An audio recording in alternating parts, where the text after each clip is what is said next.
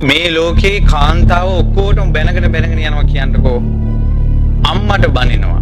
අම්මට බනින එකේ පාපේ මේ ලෝකේ සියලු කාන්තාවන්ට බැනීමේ පාපෙට වැඩි අම්මට එක වචනයක් කියන එකේ. තාත්තට එක වචනයක් කියන එකේ.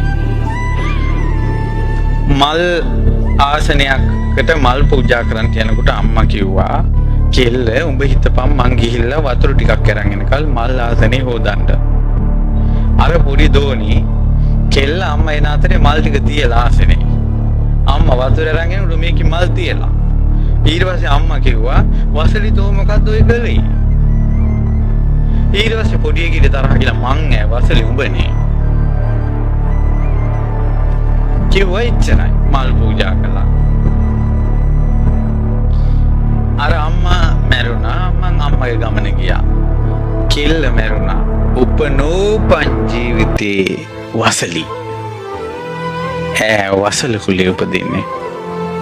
සංසාරේ කරපු ගොඩාක් පින් වලට ලස්සනව ඉපදෙනවා. භවභෝග ඇතුව ඉපදෙනවා. ඒත් වසලි. ඇගේ නම තමයි අශෝකමාලා. අශෝකමාලා සැඩල් කුලේ ඉපදුනේ අම්මට වසලි කියපු නිසා.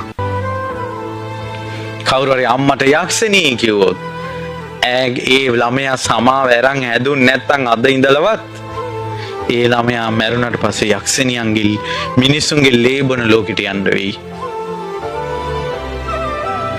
ගෝනා බූරුවා හරකා වචන පාවිච්චි කළොත් Tamanට දේවල් ලැබෙයි.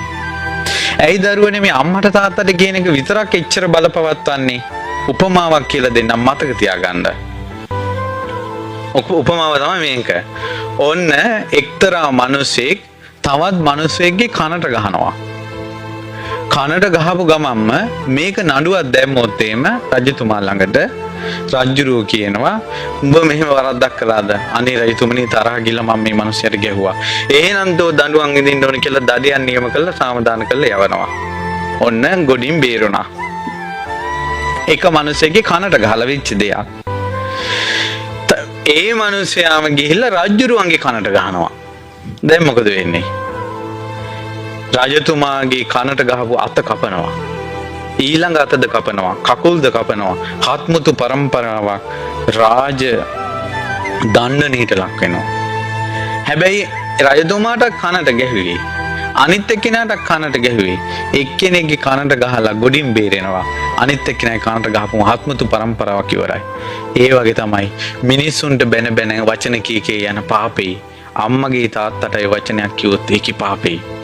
රජුරුවන්ගේ කනට ගැහුවා වගේ තමයි අම්මගේ තාත්තටයි වචනයක් කිව්වොත්. එකෙක් හරි බේරියන්නේ කියලා මේ කියන්නේ.